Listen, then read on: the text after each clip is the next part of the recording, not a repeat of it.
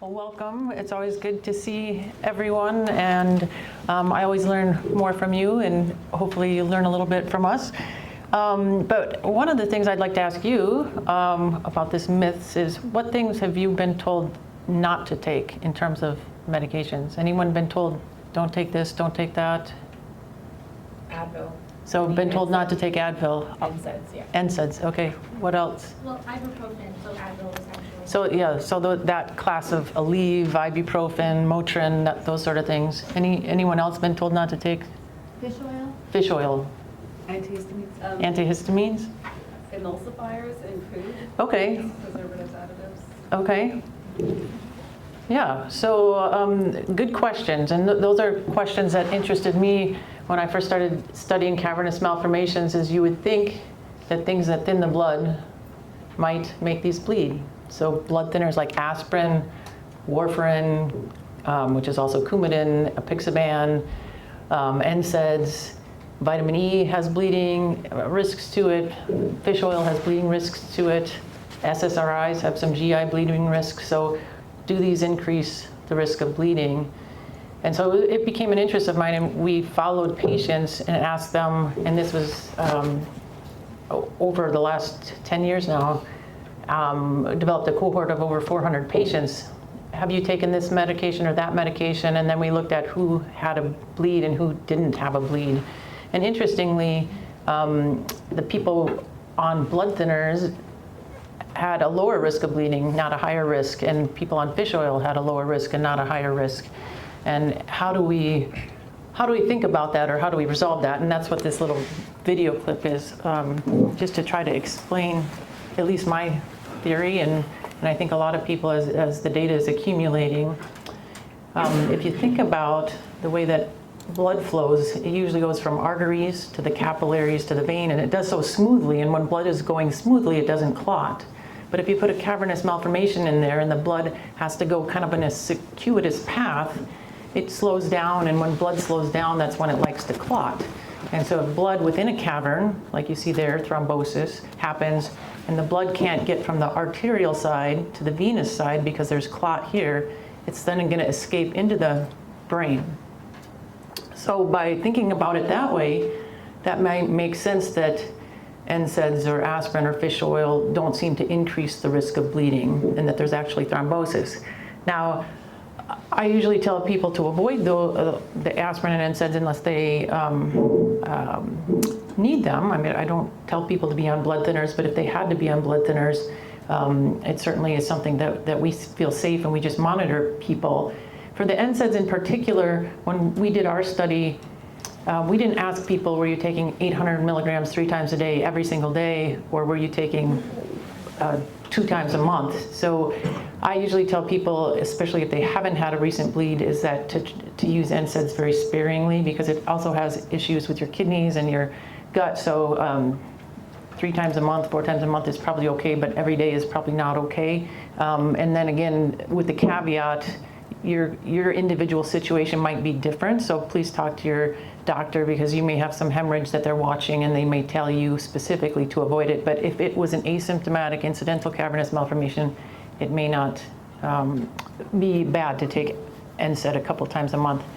And the same properties that I just showed you, it might make sense that estrogen, which has some blood clotting, increase in blood clotting, might increase the risk of bleeding. And that's what we found in a study that we did a year ago, where especially the oral contraceptive level of estrogen seemed to increase the risk of bleeding from cavernous malformations. Less certain about the perimenopausal doses of hormones, but happy to answer questions about that too. All right, thank you. Any questions from the floor? Or should I start? Okay, go ahead. What about antihistamines that increase your blood pressure? Okay, did everyone in the back hear that? No. What about antihistamines that could increase your blood pressure? In general, antihistamines don't tend to affect the blood pressure unless the formulation that you're taking also has Sudafed or something else in it. Oh. But if you think about arteries, see high levels of blood pressure, by the time the blood gets to the capillaries where these are, the blood is flowing so slow. So things that increase the blood pressure don't tend to cause these to bleed, unlike things like hypertensive hemorrhage, or there's something called amyloid angiopathy, that high blood pressure, because it's at the arterial level, causes increased hemorrhage. Is it, the pharmacist always says, no, it increases blood pressure. So it's like, It would be okay in my opinion. I agree. You agree? Okay. Is it Andrew? Yes. Yes. So I was just wondering if I should take Advil or things like that. Is there something you can take in the for pain relief? Did everyone catch that question? Do you want to, for headaches? Yeah. Yeah, generally, cavernous malformations can cause headaches, especially if they've bled or if they're pushing on the ventricular system and causing what's called hydrocephalus, a little extra pressure on the brain. Sometimes people just have a cavernous malformation and have migraine or have tension headaches and that sort of thing. So the first thing we usually do is separate, is the headache due to the cavernous malformation, and is there anything we can do about that? And then, or is there something else the cause of the headache?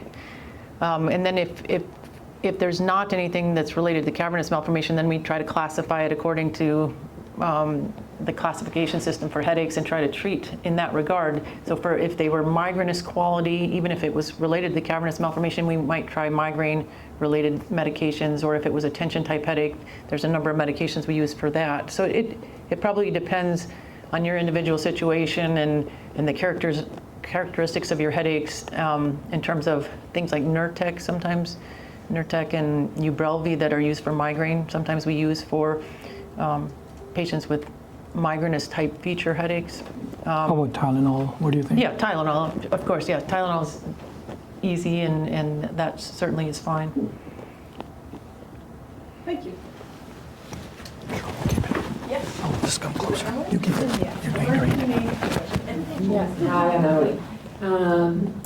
I have a question about hormonal IUDs. Yes, that is a good question. So our Mayo cohort of patients was combined with a German cohort of patients to look at female hormones. And we looked at from the time of a cavernous malformation diagnosis to a first hemorrhage or the last follow-up, and we compared those on any female hormones. So it could have been estrogen only, progesterone only combination, menopause dose versus a oral contraceptive dose.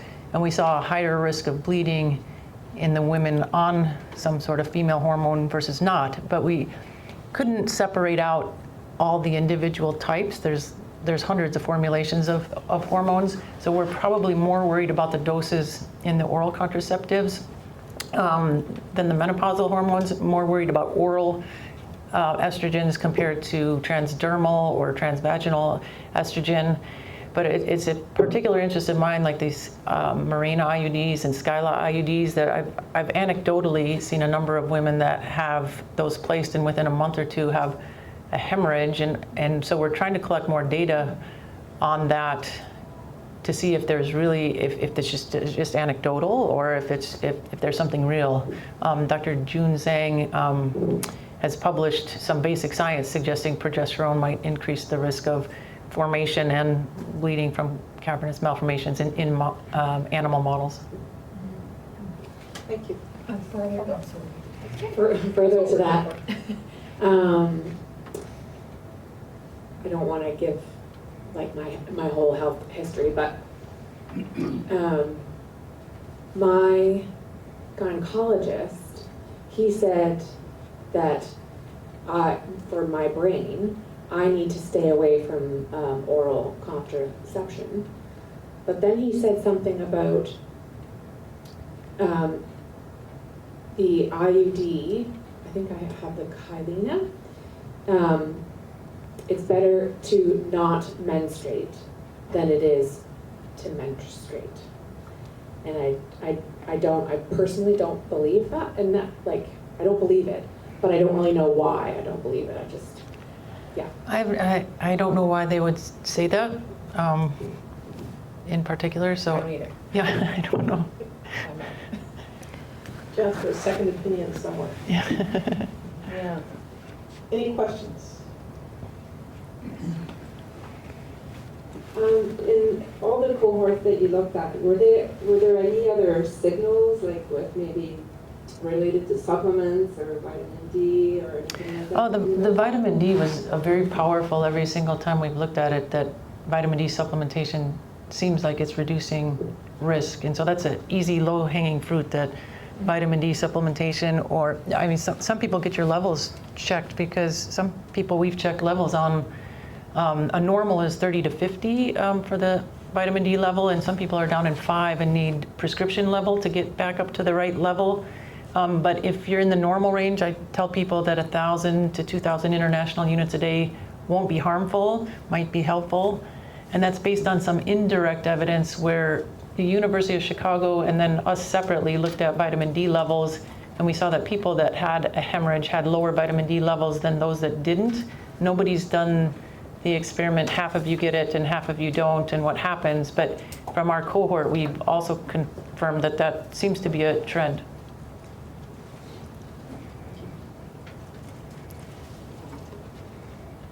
Do you have any myths that you want to? Maybe if they don't cover it in the questions, at the end I would. Hi. You talked a minute ago about different headaches, migraines, medications. Has there been any discussion about which kind of headaches are triggered by cavernous malformations, and which kind of medications are best for which kind of headaches? And I know this was a big conversation that we started yesterday, but Do you want to take headache? has there been any discussion about that whatsoever? Very relevant question. First of all, good to see you. I think I've seen some of you, clinically as well, so it's great to be here. So 50% of the folks with cavernomas have headaches, right? So it's a common manifestation when you have cavernoma. And as Dr. Flemming mentioned, that the cavernoma lesion changing the pressure in the brain, whether indirectly through bleeding or having too many cavernomas, are playing a role in there, or there's a separate migraine entity that's present in the same person, and that's kind of what's manifesting it. So that's kind of the first question. So whenever you see a neurologist and you've had MRI with a cavernoma, that's kind of one thing that we try to delineate. Just to kind of, because this is a relevant point, so I'll give you a couple of other important or relevant information. So at the VA health systems in the US, they did a study because pituitary adenoma, which is this small benign tumor in the brain, headache was kind of a common manifestation in patients with that adenoma. And a lot of times those patients were being medically managed, but headache was a big problem. Sometimes their headache would get worse, and then they would come to the emergency room not knowing, is that adenoma kind of misbehaving, or is this just a headache? So the first question that got answered by doing a comprehensive study looking at those patients was that does that adenoma, does that benign tumor having a very teeny tiny lesion in the brain puts people at decent risk that they're going to have more headaches, right, incidentally or prevalence-wise? So the answer was yes. So the way I kind of, when I interview or interact with my cavernoma patients, the way I kind of think about it, if you have a cavernoma, if you compare to the regular population, you have a 50% chance that, of the patients have headaches. So the first thing is, okay, I have a cavernoma, whether it's a migrainous headache that I have on top or a cavernoma-related headache. Management-wise, there's not a huge difference at this time, from where the healthcare is. I mean benign, not bleeding lesions, non-bleeding lesions. So if you have a cavernoma and you have headaches, so the first question is you need to know that yes, that cavernoma, even if it's not bleeding, is playing a role in the headaches. My understanding is that yes, it's playing a role. So the next question then is, okay, I have cavernomas, I'm at high risk of having headaches, what do I do? Do I manage my headaches exactly like all other headache patients are managing, or do I approach it differently? So that, the way we kind of, counsel patients, or the way I approach it is, it's more important in patients with cavernoma to have an optimized management of headaches. Why? Because what if you have a bleeding lesion or an oozing happening 6 months later, but I'm living with a headache every day anyway, so how would I be able to distinguish? So that's kind of the approach, I recommend patients taking, that take care of your headaches even more than the non-cavernoma patients would. So that's the second part. The third part is, okay, I have cavernomas. I am one of those 50% patients who should be managing their headaches. How do I approach it?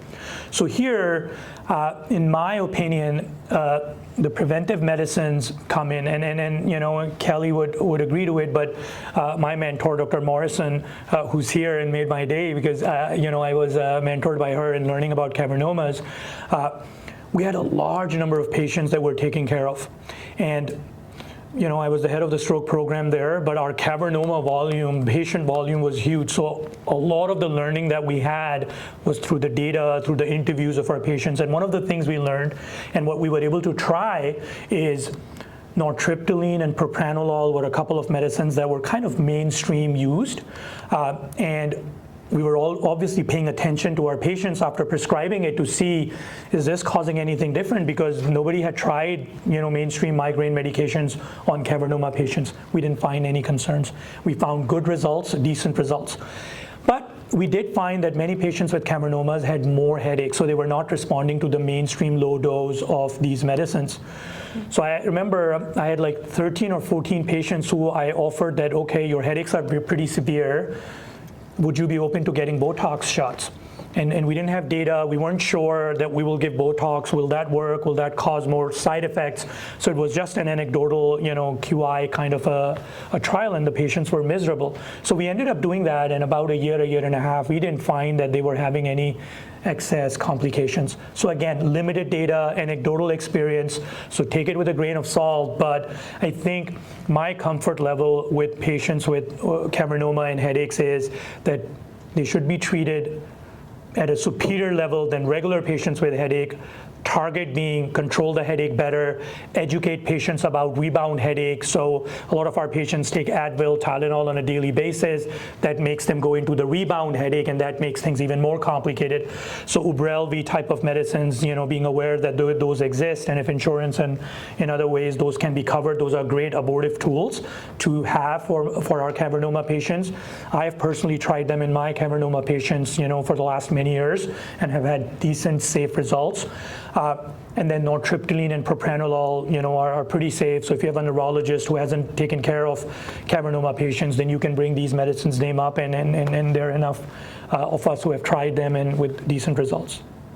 Thank you. Sorry, a long-winded answer, but I hope it that's covers. Good. And it's such a key question, because so many people do suffer with them, and you get one answer here and one answer there, and you've kind of got some tried and true ideas there. Hopefully you got some of those names written down. Next. Sorry.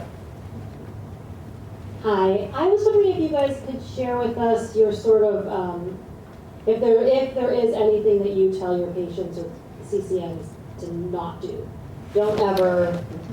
That's a good one. Right. Can I answer the opposite question? I think that this was a question that people had earlier, and I think, it was well answered, that I don't tend to limit physical activity in patients. Aerobic activity is great, and the question came up about contact sports, and I agree with the people earlier that said that shouldn't shake a cavernous malformation loose. You don't usually get hit and then have a cavernous malformation bleed. That being said, I know people with a familial form are concerned about, well, if I have 2 concussions as a kid and then I have 2 bleeds as an adult, does that combined injury over time maybe make a difference in later life? And so that's something that one has to consider. And then of course I think the issue with if you have a seizure disorder, there's a few more limitations. The one thing too that just it brings up is people always ask me about altitude, and this thought that hypoxia or low oxygen status might trigger the formation of cavernous malformations in the mouse model. I think if high altitude was a concern, then we would see a ton of people in Colorado and certain mountainous areas have a lot more bleeding than the rest of the population, and we don't see that. So if somebody's going on vacation and wants to ski, if that's their thing, I think it's certainly fine. So I don't limit activities. One of the questions that I know is on my phone at the front is, can we ride a roller coaster? We had that asked this morning too, that unless there is a recent surgical issue or something else, have fun. Yes, But yes. it's like Dr. who was sitting back here? Dr. Smith, yes. Yes, that's what we heard this morning. Yes, there's other things that can happen on a roller coaster, but you can't knock your cavernous malformation loose. I have a question, actually. Just in what I've heard today and recently, I've kind of heard some talking about similarities to cancer and inflammation, and almost someone mentioned earlier about a keto diet. Is there a reason to stay away from sugar and highly processed foods? Can you? Well, I think you're standing next to the expert I know is Darla there. That she has a very nice video, if you haven't seen it, on the non-emulsifier diet. So I think that I'm sure many of you have heard about that emulsified foods, which are essentially processed foods, things that have a long shelf life in general, and there's an app for that, FIG. I remember. Food is good. Yeah, unfortunately, we don't have that one in Canada. So. Oh, okay. I know. Someone needs to work on that. There is one. There is one. It's a different one. Hold on a second. Yucca. Y-U-K-A. Y-U-K-A. Thank you so much. All the President's Choice stuff. Oh, I beautiful. use it almost every day. It's great. Yeah. Awesome. Yeah. And Darla was telling me some special features of it that help navigate the grocery store a little better. For those that don't know the story, that there was a mouse model that showed that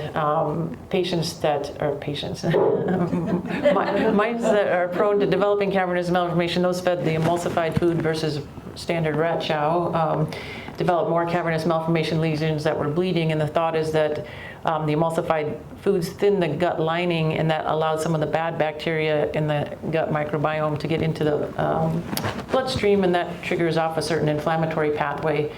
So it's certainly very interesting that could other inflammatory disorders also cause cavernous malformation hemorrhage. If somebody has rheumatoid arthritis that's untreated, or if somebody has COVID, or they have some other illness. And we've tried to study that to some extent, chronic inflammatory illnesses, but it's so hard because some patients have their chronic inflammatory illness treated and some don't. And so it's a hard thing to study. But interestingly, during the time where COVID was at its height, we did see a woman that happened to have an MRI done because she had head trauma, and she had a developmental venous anomaly and nothing else. And 6 months later, she had COVID and then had a seizure, and a cavernous malformation appeared. So it was interesting that in that short a time that these can develop, and that inflammatory reaction of the COVID may have been a precipitator. Are there any vaccines, prophylactic vaccines, that we should be wary of? Should we not be getting children vaccinated if we know that they have cavernous malformations? Any words of wisdom? Go ahead. You could. I'll do that, yeah. You can do vaccines. So we'll give you an answer on the video, and then we'll shut down the video and we'll give you another answer. I think we have studied, and so I'll be very frank. Even when I have an opportunity to see a lot of stroke patients where clotting and other things are happening. So when COVID was going on, and when all of us were being some of us were forced to take the vaccine, some of us were taking the vaccines, and this question was coming in. Is it playing a role? Anecdotally, every now and then we were seeing clot formation, especially with one vaccine that was eventually aborted when we had enough cases. And there are a few percentage of patients who were having strokes or heart attacks or other clotting issues with that. But when it comes to cavernoma, again, take a lot of this information with a grain of salt, because the volume of patients that we see are not as much, and normally that's why you don't see as our answers have enough confidence behind them. But we didn't see anything, any concerns from any of the vaccines so far. So I think from the vaccination standpoint, so far from what we know, things are fine. Now, as Kelly mentioned, I think as a neurologist who's also involved in some other complex syndromes like fibromuscular dysplasia or other, HHT, there's one interesting thing that I have anecdotally seen over the years, and that's kind of what I tell a lot of my patients with cavernoma is you got to live at the top 5 percentile of healthy living if you want to stay away from more symptoms. And what does that mean? I think what that means is we touched upon the diet part, about the exercise part, about the food part. So so with chronic disease like a cavernoma and living with it and knowing there are some seizures or headaches or other things or risk for bleeding involved, what I have experienced, again, learning from the patients, is that those folks who have lived at a top 5, top 10 percentile of healthy living, meaning, they're going to the gym and they're eating healthy, and there's some indiscipline involved, like a little bit of, junk food here and there, like all humans do, but overall taking care of their diet, taking care of their of their body weight, taking care of their overall health. If they typically wouldn't go to a general physician once a year to get their vitamin D and thyroid done, they would. So those type of things, if you do that, I think that's kind of what will make sure that you will avoid, humanly possible, as much of the recurrence or the oozing part. Most of us physicians, in the back of our mind, know that inflammation does have a role in every disease. And we see that all our complex, syndromes, even, when it's MS, for example, or Parkinson's and other areas, we do see that when there's more inflammatory process going on in the body, other diseases misbehave. So cavernoma obviously will be one of them. So staying healthy, eating low inflammation food, those are the type of things that are very reasonable to pursue and follow. There's not enough data right now on the keto diet and other diets, but I would assume that whatever entails healthy eating, like, red meat exposure, yes, a little bit, but not too much, exercising daily, those are the type of basic things that you should do without, worrying about anything. A couple things I would add, because there were these good questions. I remember in 2016, when I started seeing patients with cavernoma, I was shadowing with Dr. Morrison at that time and seeing a full cavernoma clinic. We had a few patients, and then I ended up following those patients for a few years after. And again, anecdotal experience, but it may help you demystify the myth, kind of, I remember one of our patients, or not one, actually, 3 of our patients were scuba divers. So initially, we used to tell them, don't do it because we don't know a lot about it, safe not to kind of change the pressure too much and things like that. But those patients, a couple of those patients out of the 3 ended up doing that anyways. They were kind of traveling the world, they were doing these, and then once a year they would come back from wherever they were in the world to just get their annual checkup done, their MRIs done. And and obviously we were curious on what was going on because they were kind of professional scuba divers and doing all those things. We didn't find that there were excessive oozing or bleeding anecdotally. Same with people who are traveling a lot. I have a few patients who travel a lot for work or business, and this was a question that they raised. We didn't have very good answers. We said not really, but then they kept on traveling a lot, and we haven't really seen anecdotally that those patients are having excessive oozing. Same with being in New Mexico and seeing patients who were going on hiking trails on Colorado a lot and then coming down, and we didn't see that playing a role. And last part is a couple of patients that I saw with Dr. Morrison were like professional football players.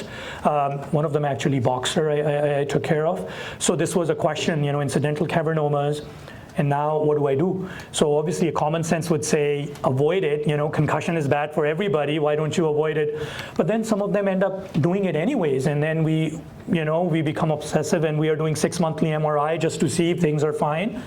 personally, anecdotally, we didn't see anything like that either. So that's kind of the higher level, best possible way a physician would be able to kind of solve the myth kind of problems. I don't think we have enough data to give you a confident verdict that this is right or this is wrong, but I think that's the high level information. I have a, I'll ask, can I interview you? Just kidding. Sure. Cause I'm curious what you'll say and what I do, but anyone been told, oh, you don't need any more follow-up MRIs, don't come back? Yeah, don't come back. What do you think about frequency of MRI imaging? So, I can answer that. So I think there are two ways to approach it, right? What's the evidence and what does the word evidence, or when we physicians make recommendations, it's based on data and it's based on guidelines and stuff. I think from that standpoint, my practice is that initially when a patient comes in, and we normally do it frequently, like, first few months later and then a year later a couple times, mostly because we want them, to feel good that, okay, they were looked at and then the lesions are stable, they can move on, and then after that, if there are no new symptoms, we'll do them again. But traditionally, guideline-based answer is you see us, incidental MRI is found because you had a headache, and they said, it's a cavernoma, no prior bleeding, everything's fine, there are 3 lesions, go home, right? And then for 6 months, at least my learning is that patients are having a hard time even sleeping. And when they're having a tingling in their finger or other symptoms, they are getting worried. Is there an oozing going on and stuff? So there's the humanistic answer to it, and there's this truly evidence-based answer to it. You heard that, when I was being introduced, one of my hopes is that as we transform the healthcare system from where we are, which is called the evidence-based healthcare system, to where we need to be, which is the personalized healthcare system. I think it will be all personalized. I have patients who come in and they're like, okay, it's nothing. Phew, that's good. Do I really need to see you again? Because if it's nothing, I'm okay going home and not, talking about this. I think for those patients, it's okay if they have no neurological symptoms, they're doing fine, and the cavernoma was kind of benign. We've done the genetic panel, and we have kind of, looked at those things to say, okay, that's okay. If you have any other symptoms, we'll get it. Otherwise, no. But most of my patients I've seen are not like that. They want to look into it and they want to get followed up. And I'm not one of those who's going to say, we're not going to do it because, it doesn't need to be done. Because I think we save more resources if we give them a peace of mind, or if we give you a peace of mind by getting the MRI done and showing that it's fine, you can move on and you can get back to work. That's kind of what my approach is. Yeah, I think we think alike there. that there's some schools of thought that if you don't have any new symptoms, I'm not going to do surgery, therefore we don't need to do any repeat imaging unless you have new symptoms.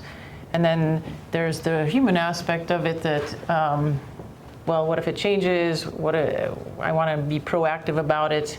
And so I commonly do a first MRI if they've bled at 3 months, just to make sure it truly is a cavernous malformation, because bleeding cavernous malformations can mimic tumors and other things. So the first one is just to make sure that's what it is, and take a look at some characteristics that we think might suggest ongoing activity that makes the patient at higher risk. And then I do one in a year, and then we have the conversation. We could continue to follow this. We don't have to follow it. What do you think? And I usually suggest at least every 2 to 5 years, depending on somebody's leveling of anxiety, because I think, as we heard yesterday, is that, boy, we're going to see some new therapies in the next couple of years, and I don't want people to be lost to follow-up. So I like to have contact with them, at least in that time frame. Thank you. I'm just going to go to my phone and make sure we get some of these questions in. So if you've got some more, just hold that thought for a second. And then we'll go back to the audience. What is the best way to manage nerve pain other than medication?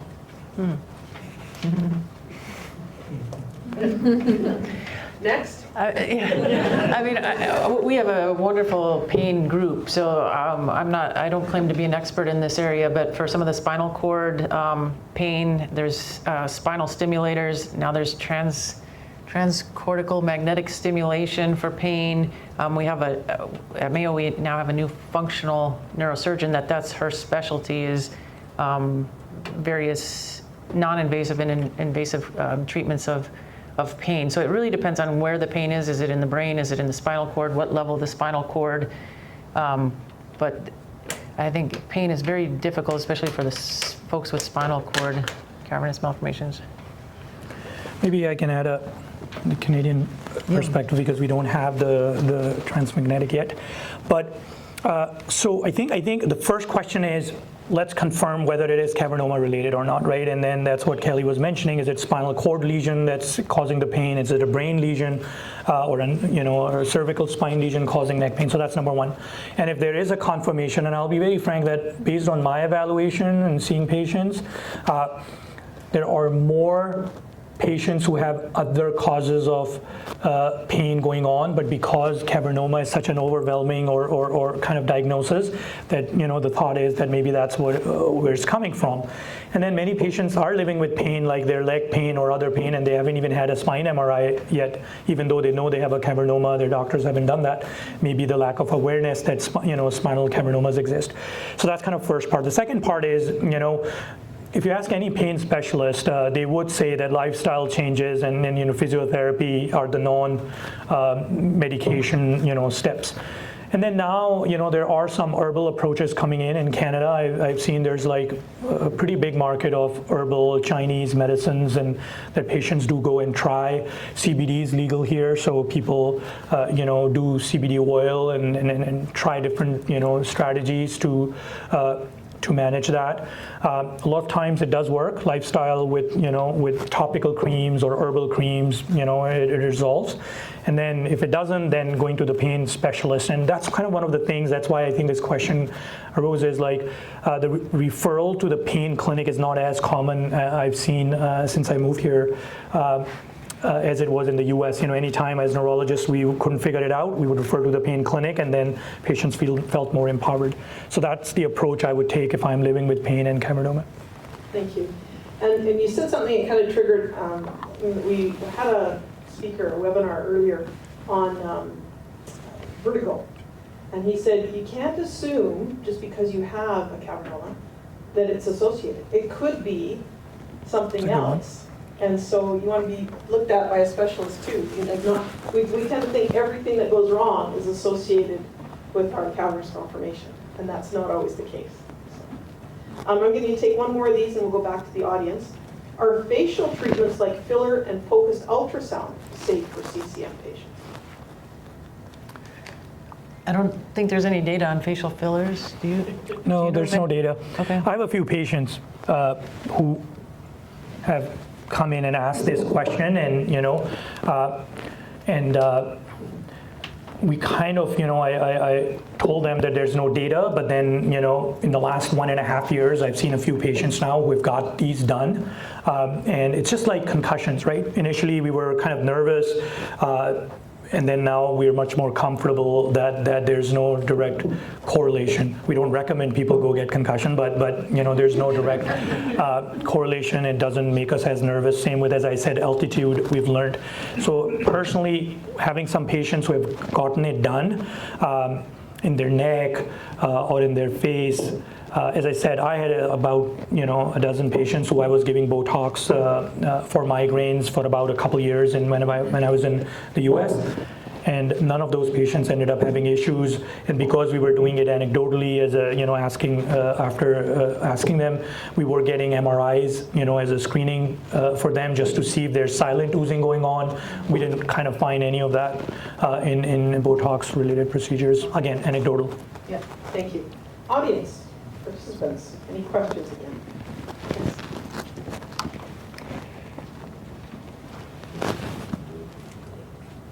Hi.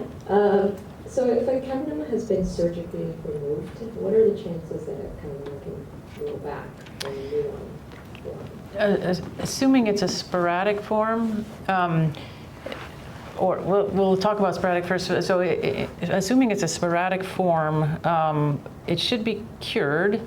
I will tell you that sometimes postoperative films are very difficult to interpret, especially very early on, to see if the whole thing is gone. Usually your surgeon is better at telling you if they removed the whole thing than the MRI scan.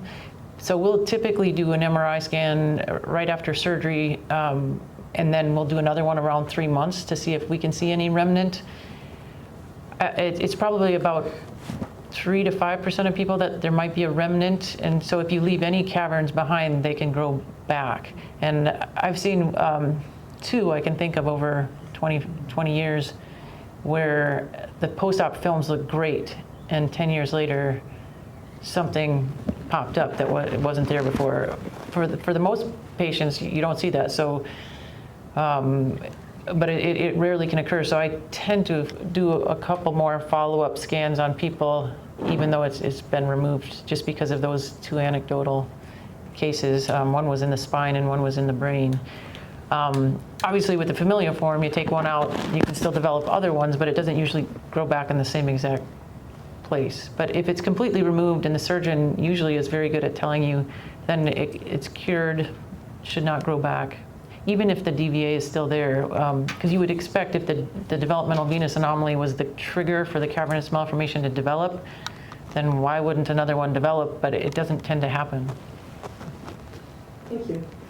I have another question here. Is perimenopause a time for women is in that stage of life? Is there an increased risk of hemorrhage? It's an interesting question, because the most common time for hemorrhage, or the most common time of diagnosis, is between the 30s and the 50s, but I don't know that we've stratified out patients, women by age. That's a really good research question. Thanks. So actually, we did look at it in our UNM database with Dr. Morrison to kind of see, one was the gender and the other one was the age. And even though you would mostly see that 20 to 40, most of the places it would say that is the time when the diagnosis of cavernoma would happen or cavernoma symptoms would pop up. In our pool of patients, we saw that up to 55, especially between 30 and 55, there were some cavernous misbehaviors that were a little bit more. When we looked at from the research standpoint, wanted to see if this is statistically significant, we didn't find it. So there was a little bit of a trend that we saw, but we did not see a statistical significance. So to kind of simplify it, as clinician, we do think there may be some connection between hormones. As Kelly pointed out, it's an area of interest, because otherwise it would be a coincidence that when we analyze, why did we find even a trend of more cavernomas oozing between the ages of 30 and 55 than in other age groups. So most likely, if you ask me, I do believe that there is some correlation, but there was a very good question about, how does it impact me, or what type of hormonal pills should I take or not take? I think overall in medicine, we know that the IUD or transdermal types of hormonal, treatments or contraception methods only manipulate or titrate the levels, the natural levels of estrogen, progesterone that we have in our body at a minimal level compared to the oral pills or the injections. So I think, again, take it with a grain of salt, but when patients ask me, my advice to them is IUD should be okay if it's really needed because you're bleeding or other issues are happening. Oral contraceptive pills may be better to avoid. But guidelines or evidence-wise, I don't think there's a very good answer yet, and that's why I think Kelly is interested in this area. Thank you. Frame has a question. Hi, can you both demystify what you believe could perhaps be the impact of stress on cavernous malformation from your observations? I was just going to ask that. Thank you. Yeah. Stress and lack of sleep. I can. Yes, I'm very passionate about this one. Oh, good. Oh, okay. So I think you see that as physicians or as healthcare providers, we don't have great answers on, in my opinion, the most practical questions that our patients have. And that's kind of, again, tells us how, what the limitations of the healthcare system is, right? Again, anecdotally, I strongly believe, and that's why I'm a strong advocate that this healthcare system we live in, which is amazing, it has brought the healthcare system to where it is, needs to transform into personalized healthcare. Because right now, there's no way for me to know if you come in my clinic and say I'm stressed, for me to gauge, right? Other than that subjective data, because there are people who are CEOs of 20,000 people companies who come in and say, yeah, it's stressful, but I manage. But then there's another person who can say there's a lot of stress. So I think stress in itself, I don't know, but stress and your own coping mechanism to that stress, in my opinion, at some point in the next few years, we will be able to acknowledge and say that it plays a huge role. I have a few patients where we were desperate, they had familial cavernomas, they were suffering, they were oozing, these lesions were oozing every few months or every few years. Young, high-functioning people whose lifestyle, was getting affected. And there was a point where, yes, one lesion was surgically taken out, but the others were not accessible, so they were asking me and I had no answers. So I told them, why don't we try to modify your lifestyle? You have a very highly stressful life. This is too much. You're going through a lot. So as a human being, if I were you, I would think that you won't be able to take this stress to that level. And anecdotally, because obviously, whether I follow other patients or not, these are the patients I would like to follow, because then a year later, a couple years later, I want to see did things change. And anecdotally, I saw things change. So, some of them started to work from home, negotiated, maybe a lower salary, but then they were still working. And I saw anecdotally that when we did the follow-up MRIs, things did improve a little bit, whether it was their coping skills that improved. So overall, their quality of life improved, which is at the end of the day what matters the most, right? So I think the evidence-based answer is, we don't know. We don't even measure. So indirectly, we're saying we don't even care. But it's unfortunate. I think, in my opinion, it does play a role, having a very good, that's why I use the word live at the top 10 percentile, as hard as it is. Take more time than other people in focusing on your mental health, in meditating, in living healthy. And we do see anecdotally those patients do relatively better in the long run when they're doing that. Thank you. So at lunch, a few of us were talking about tinnitus.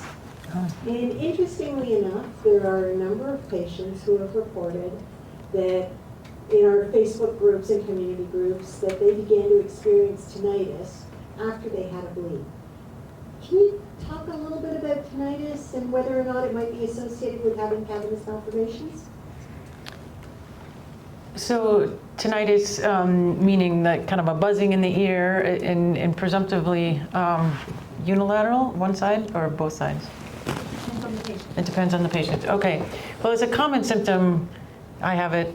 I don't know how old you are, but it's a very common symptom. But is it more common in cavernous malformations? I'm not sure, but it's the 8th cranial nerve. So I might expect it in somebody with a brainstem cavernous malformation if it was affecting kind of the pontomedullary junction, or sometimes if you have bleeding on the surface of the brain, the blood it travels around the brain where the cranial nerves run, and some people will get tinnitus because of blood oozing on the outside of the brain. So those would be situations where you might find it. So especially if it's unilateral, one side, we would certainly do an MRI with contrast to look. There's something called an acoustic neuroma, which I've sometimes seen in patients with cavernous malformations. You'd want to rule out other causes and then usually get an audiogram. But depending on the location of the cavernous malformation and some of the sequences of the MRI, you may be able to determine if it's related. If it is related, whether it's related or not, it's a hard thing to treat. The ENT doctors, I think, don't have any exact things that will be useful, other than like the white noise and things that you've probably heard of. Thank you. Agreed. I have one more question from my phone, and maybe you know the answer, maybe you don't, but is it possible to donate your brain to science after death if you've been diagnosed with cavernous malformation?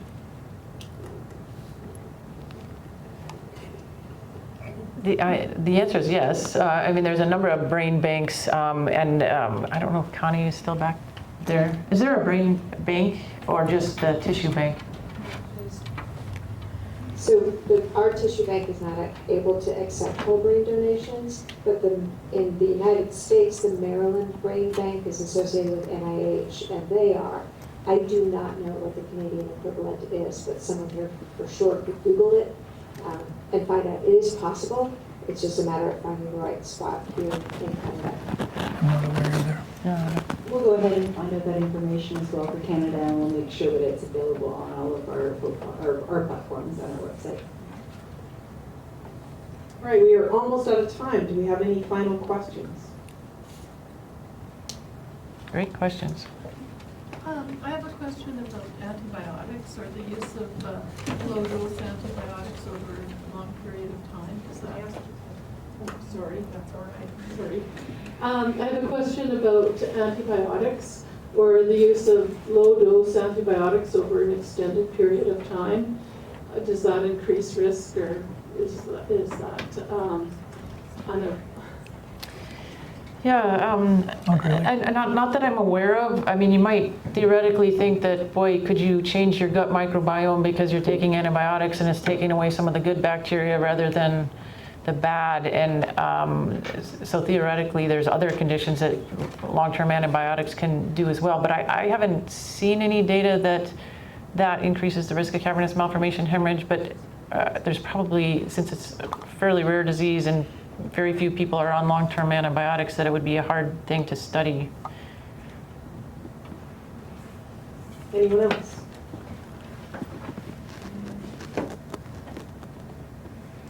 You mentioned a thing about exercise. Is there any limitation against weightlifting? I've heard a lot about that. Yeah, that's a great question, and I'll be interested to hear what you have to say as well. So we tried to look at physical activity in our cohort, but it's very hard. What's heavy for me might not be heavy for you, and how do you decide what's too heavy? And so we definitely saw that aerobic activity and light weight lifting were fine, and but it was very hard to define how heavy is too heavy. And theoretically, to me, the arterials see the high pressure when you lift something heavy and you're holding your breath, whereas the capillaries shouldn't. So theoretically, to me, it doesn't make sense that heavy lifting would increase cavernous malformation hemorrhage. That being said, a few years ago, I polled 10 different folks that see a high volume of cavernous malformation, and half said no heavy. They tell patients no heavy lifting, and the other half said they don't. So I generally tell patients, if it's so heavy that you have to hold your breath for like a few seconds, that's probably too heavy. But otherwise, if you can bench press 100, good for you. Or, but I think usual weightlifting is not restricted. And it sounds like you had some professional football players and things that. Agree exactly with that whatever you can manage and you're not overwhelming yourself with stress of lifting the weight is what we recommend typically. Aerobics, exercise, meditation, lifting weights is okay as long as they are not like professional level heavy lifting and stuff. We use the word Valsalva maneuver and stuff where you have to like really push hard and it's the weight is way more than what you can handle. So that's kind of what professional bodybuilders or weightlifters do. Those we advise against, but otherwise everything else is okay. Thank you. We're just about out of time. Any last minute thoughts from either of the two of you? Oh, I just wanted to say I was very excited about the information I heard yesterday from the scientific group that our whole goal is to try to get some of these clinical trials done faster. The typical clinical trial often takes 5 or 10 years, but yesterday they've identified some blood biomarkers and some MRI biomarkers that might help get medications much quicker than that, and there's a number of candidate medications. So I was very hopeful after yesterday's sessions. I agree, and then, the only other thing I would add is that, as clinicians or as physicians, we learn a lot from you. So every time you're engaging and you're asking all these questions, at the end of the day, all the questions you asked us, you saw us that we were answering those questions based on the learnings we had from you. So we appreciate you engaging and interacting. That's kind of one of the big things we enjoy and keeps us humble and keeps us engaged. And hopefully in the next few years, we'll be able to kind of, clinically with bench scientists, find a breakthrough where we have a cure or treatment which can help improve your quality of life even more. Thank you.